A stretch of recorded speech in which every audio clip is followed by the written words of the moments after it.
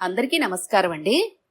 ఈరోజు మనం కేసిరాజు ఫణిప్రసాద్ గారు రచించిన ఎదురింటి నేస్తం అనే ఓ చక్కటి కథను విందాం.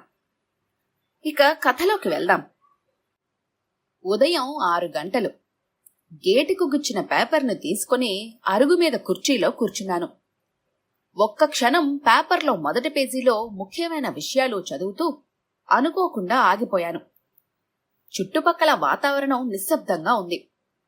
వెంటనే మా ఎదురింటిని పరిశీలనగా చూశాను. ఎటువంటి అలికిడి లేదు. ఆశ్చర్యంగా అటే చూస్తున్నాను. అమ్మా, ఇవాళ కాలేజీకి త్వరగా వెళ్ళాలి. నీళ్లు కాగాయా? వసుధా, స్నానం చేసి రాగానే నా ప్యాంటు షర్టు రెడీగా ఉంచు. అమ్మా, నా హోంవర్క్ పూర్తి చేసి పెట్టమని రాత్రి నీకు మరీ మరీ చెప్పాను, చేశావా? ఏమిటమ్మా నువ్వు? నా విషయం నువ్వు పట్టించుకోవు. నా బూట్లు పాలిష్ చేసి ఉంచమని చెప్పానా? నువ్వు చెయ్యలేదు. ఇవాళ స్కూల్లో పనిష్మెంట్ తప్పదు. అమ్మగారు, గిన్నె తీసుకోండి, పాలు పోస్తాను. ఇంకా నేను ఎన్నో ఇళ్లకి వెళ్ళాలి. ఈ జడ సరిగా కుదరటం లేదు. అమ్మా, నువ్వొచ్చి జడ వెయ్యి. ప్రతిరోజు మా ఎదురింటి పరిస్థితి ఎంతో హడావిడిగా ఉంటుంది. ఇంతమందికి అడిగినవన్నీ చేసి పెడుతూ అందర్నీ సమాధానపరచగల సహనశీలి ఆ ఇంటి ఇల్లాలు వసుధ. పేరుకు తగిన మనస్తత్వం. చంద్రశేఖరరావు గారు, ఆయన భార్య వసుధ, 2 ఆడపిల్లలు, 1 అబ్బాయి, వాళ్ల కుటుంబం. ఆడపిల్లలిద్దరూ ఈ సంవత్సరమే కాలేజీలో చేరి ఇంటర్ చదువుతున్నారు. అబ్బాయి కాన్వెంట్లో చదువుకుంటున్నాడు. ఇక చంద్రశేఖరరావు గారు అడ్వకేట్ జనరల్. ఎప్పుడూ హడావుడిగానే ఉంటారు. పైగా డిసిప్లిన్ ఆయన ఊపిరి. వృత్తి ధర్మాన్ని ధర్మంగానే నిర్వర్తించటం ఆయన జీవిత ధ్యేయం. ఒక విధంగా చెప్పాలంటే చంద్రశేఖరరావు గారింట్లో హడావిడి మొదలైతే ఆ వీధిలో ఉన్న మా అందరికీ తెల్లవారినట్టే. చుట్టుపక్కల ఇళ్లవాళ్లు ఈ హడావిడికి అలవాటు పడిపోయేవారు కూడా. మరి మధ్య చంద్రశేఖరరావు గారింట్లో ఈ నిశ్శబ్దానికి కారణం నాలో అనుకోకుండా కలుగుతున్న తాపత్రయం. ఎదురింటి విషయం గురించి పేపరు చదవటం మానేసి మరీ ఆలోచించాలా? అంతరాత్మ కసురుకుంది. అంతే, పేపర్ని మళ్లీ మొదట్నుంచి చదవటం ప్రారంభించాను. మాట వినని మనసు కుదురుగా ఉండనివ్వటం లేదు. అప్రయత్నంగానే ఎదురింటి వైపు దృష్టి మళ్లింది. ఏమైందో ఏమిటో అనుకుంటూ స్తబ్దత చుట్టుముట్టిన ఇంటినే చూస్తూ ఆలోచనల్లో పడ్డాను. వాళ్ళు ఏదైనా ఊరు కానీ వెళ్ళలేదు కదా?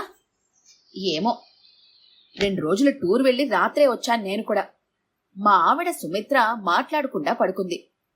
రేపొద్దున తనని అడగాలి అనుకున్నాక కాస్త మనసు కుదుటపడింది. కాఫీ తాగి తర్వాత స్నానం చేసి రండి, వెళ్ళాలి. హడావిడి పడుతోంది సుమిత్ర. ఎక్కడికి అడిగాను. వసుధకి మొన్న కడుపులో నొప్పొస్తే హాస్పిటల్కి వెళ్తూ నన్ను తోడు తీసుకెళ్ళింది. డాక్టర్లు ఏవేవో పరీక్షలు చేసి హాస్పిటల్లో చేరమన్నారు. చేరింది. వాళ్ళ ఆయన కూడా ఊర్లో లేకపోవటంతో తన ఇంట్లో పిల్లలకి సాయంగా ఉండమని అడిగింది. అందుకే ఇంట్లో పనులు త్వరగా చేసుకుని వెళ్ళాలి. మరి ఇంట్లో పిల్లలున్న అలికిడి లేదు? నువ్వెళ్ళి ఏం చేస్తావు?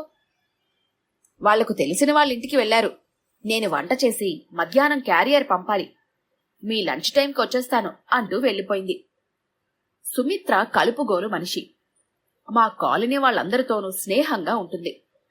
ముఖ్యంగా చంద్రశేఖరరావు గారింట్లో ఆవిడ్ని తమ కుటుంబంలో ఒక మనిషిగా చూస్తారు. వసుధ తిరిగి ఇంటికొచ్చేదాకా మా ఆవిడికి స్థిమితం ఉండదని అర్థమైపోయింది నాకు. మెల్లగా లేచి స్నానానికి బయలుదేరాను. హమ్మయ్యా అంటూ వచ్చింది సుమిత్ర. రండి, మీకు భోజనం వడ్డిస్తాను అంటూ డైనింగ్ వైపు దారి తీసింది. భోజనం వడ్డిస్తున్నంతసేపు ఏదేదో మాట్లాడుతూనే ఉంది. అవును సుమిత్ర, వసుధ గారికి 2 అమ్మాయిలు కదా? వాళ్ళకి ఇంటి పని వంట పని రాదా? సందేహంగా అడిగాను. వాళ్లకా?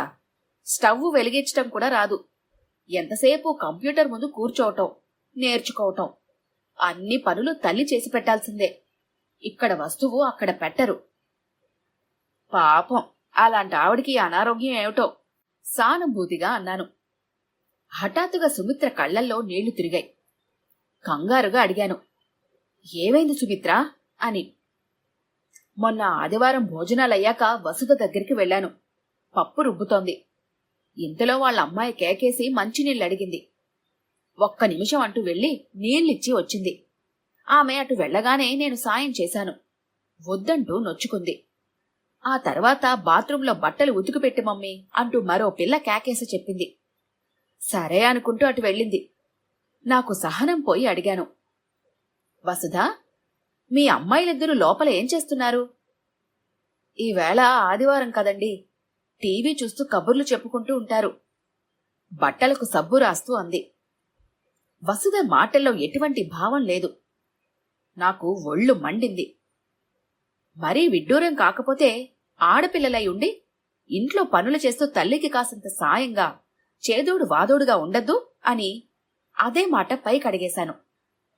ఎంత కాలేజీ చదువులైతే మాత్రం ఇంట్లో పని ముట్టుకోకుండా ఉండటం ఏమిటండి?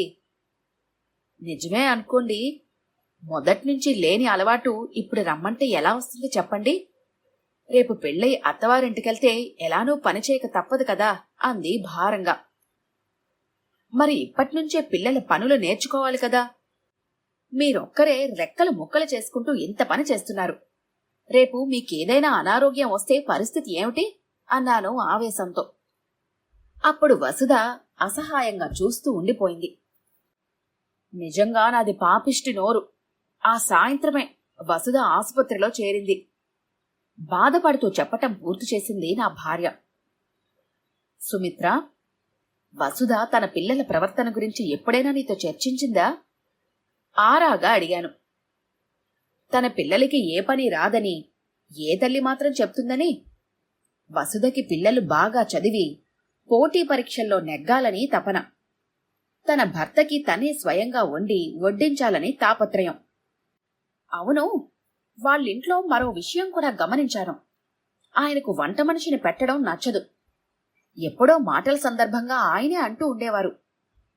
హాస్పిటల్లో ఎన్నాళ్ళుండాలో డాక్టర్లు చెప్పారా?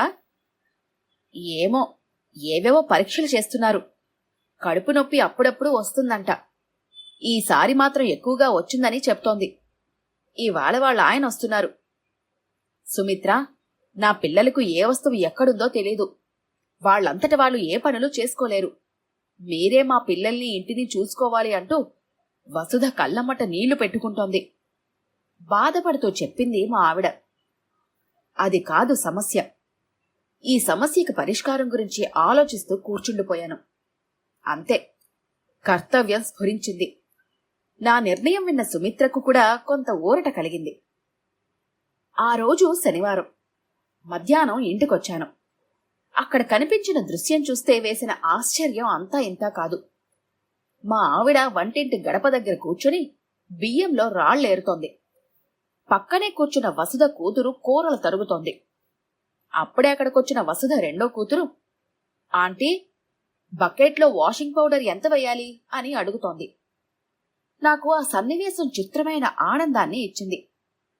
సుమిత్ర, కాఫీ ఇస్తావటోయ్ అన్న నా కేకకి హడావిడి పడుతూ లేచింది మా ఆవిడ. కాని కాఫీ తెచ్చింది మాత్రం వసుధ కూతురు. అంకుల్, కాఫీ తీసుకోండి అంటూ. నేనే ఇచ్చి రమ్మన్నానులేండి అంటూ మా ఆవిడ ఆ అమ్మాయితో, చూడమ్మా, స్టవ్ మీద కూర కలియబెడుతూ ఉండు, నేనిప్పుడే వస్తాను అంది. ఆ అమ్మాయి అటు వెళ్లగానే అడిగాను సుమిత్రను, వసుధగారు ఎప్పుడొస్తారట ఆస్పత్రి నుంచి? మరో 10 రోజులు పడుతుందట. అప్పటిదాకా ఈ పిల్లలు ఇలా అవస్థపడక తప్పదు అంటూ నిట్టూర్చింది. ఆ రాత్రి పిల్లలతో సహా ఆస్పత్రికెళ్లి వచ్చింది. తిరిగొచ్చాక కబుర్లలో చెప్పింది. భోజనం పట్టుకెళ్లిన పిల్లలు కొసరి కొసరి తల్లి చేత తినిపించడం చూసిన వసుధ కళ్ళు కన్నీటి బాష్పాలతో నిండిపోయాయని. వసుధ సంతోషం మాట ఏమో కాని నా భార్యకి మాత్రం గొప్ప ఆనందాన్నిచ్చింది ఈ సంఘటన అని అనిపించింది నాకు. ఆ రోజు ఆఫీస్కి సెలవు పెట్టి ఆస్పత్రికి వెళ్లాను. అక్కడ నన్ను చూడగానే చంద్రశేఖరరావు గారి కళ్ళు ఆనందంతో మెరిశాయి. ఎలా ఉందమ్మా ఇప్పుడు అడిగాను వసుధను. ఇప్పుడిప్పుడే కోలుకుంటున్నానండి. బెడ్ మేంచి లేవబోతూ అంది. పర్వాలేదులే, పడుకోండి అంటూ ఏవో మాటలు చెప్తూ అలా వాళ్ళిద్దరితో గంటకు పైగా గడిపాను. వచ్చేస్తుంటే అన్నారు వాళ్ళు, మా వల్ల మీకెంతో ఇబ్బంది కలుగుతోంది కదూ అని. భలే వారే, ఎదురిళ్లలో ఉంటున్నాము, ఒకరికొకరు మనం సాయం చేసుకోవడంలో శ్రమే ఉంది. మీరు ధైర్యంగా ఉండండి, పిల్లల్ని మేం చూసుకుంటాం అంటూ స్నేహంగా ఆయన భుజం తట్టి ఇంటికి బయలుదేరాను. ఇంటికి రాగానే వసుధ పిల్లలు ఎదురొచ్చి అడిగారు, అమ్మకి ఎలా ఉందంకుల్ అంటూ. పర్వాలేదమ్మా, మీ అమ్మగారు కులాసాగానే ఉన్నారు, ఏం పర్వాలేదు, తగ్గిపోతుంది. వాళ్ళు లోపలికెళ్ళాక అంది సుమిత్ర. తల్లి గురించి పిల్లలు దిగులు పడుతున్నారు, వాళ్ల దిగులు పోగొట్టాలని పనులు చేయిస్తున్నాను. ఆ ధ్యాసలో పడి కొంతవరకైనా మర్చిపోతారని. అలా అని పిల్లల్ని హైరానా పెట్టకు అన్నాను గబాల్న. ఆ మాటలకు చురుక్కున చూసింది నా వైపు. వెంటనే నవ్వి చెప్పాను, మాట వరుసకే అన్నాన్లేవోయ్, వసుధగారు పిల్లల్ని ఎంత గారావంగా చూసుకుంటారో నీకు తెలుసు కదా. మా పిల్లలు పనిచేస్తే ఏమైపోతారని అనుకునేవారు. నా మాటలకు తను నవ్వింది. అంకుల్, త్వరగా రండి, దేవుడి ప్రసాదం తీసుకుందురుగాని. వాళ్ళబ్బాయి హడావిడి చూసి ఏమిటి విషయం అడిగాను. మన వసుధని రేపు పొద్దుటే ఇంటికి పంపించేస్తున్నారండి చెప్పింది మా శ్రీమతి, ముఖమంతా నవ్వు చేసుకుని ఎదురు చూస్తూ. అవునంకుల్, అమ్మ ఇక ఇంటికెళ్ళిపోవచ్చని చెప్పారు డాక్టర్లు. వంటింట్లోంచి వస్తూ చెప్పారు ఇద్దరు ఆడపిల్లలు. వాళ్లందరి కళ్లల్లో ఎంత సంతోషమో మాటల్లో చెప్పలేకపోతున్నాను. ముగ్గురు పిల్లల్ని దగ్గరకు తీసుకున్న సుమిత్ర ప్రేమగా అంది, పసివెధవలు, తల్లి కోసం ఎంతగా తల్లడిల్లిపోతున్నారో. వాళ్ళమ్మ హాస్పిటల్ నుంచి త్వరగా వస్తే కొబ్బరికాయ కొడతానని మొక్కుకున్నారటండి వీడు అంది అబ్బురంగా.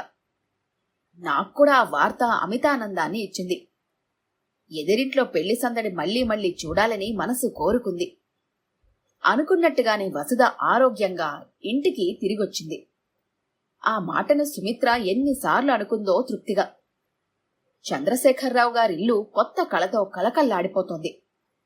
ఈ శోభ సందర్భాన్ని పురస్కరించుకొని ఆయన మా దంపతుల్ని డిన్నర్కి పిలిచారు ఎంతో సాదరంగా.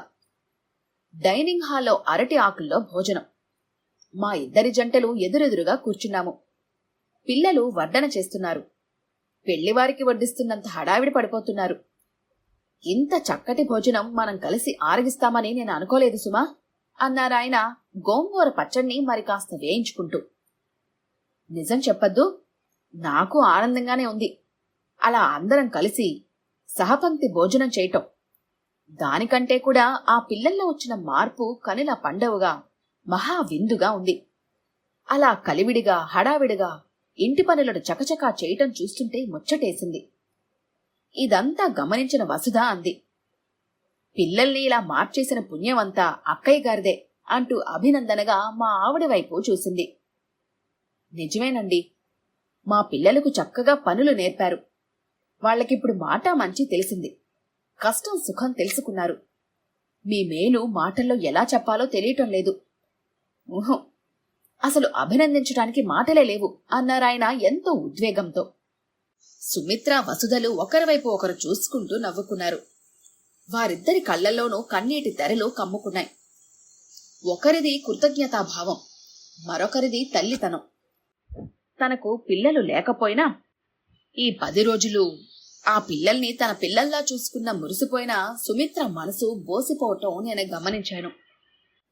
అయినా ఆమెలోని అమ్మతనం నిండుగా తొనికిసలాడుతుంటే అంది, ఇదంతా నా గొప్ప కాదు, పిల్లలు చెప్పింది విని చక్కగా నేర్చుకున్నారు, వాళ్లదే గొప్పతనం అంటూ పిల్లల వైపు ప్రేమగా చూసింది సుమిత్ర. ఆ క్షణంలో మా ఎదురింటి వాళ్లు ఎదనిండిన వాళ్లలా కనిపించారు. ఈ కథ కనుక మీకు నచ్చినట్లయితే లైక్ చేయండి, షేర్ చేయండి. మరిన్ని ఇంట్రెస్టింగ్ కథల కోసం మా ఛానల్ని తప్పకుండా సబ్స్క్రైబ్ చేసుకోండి.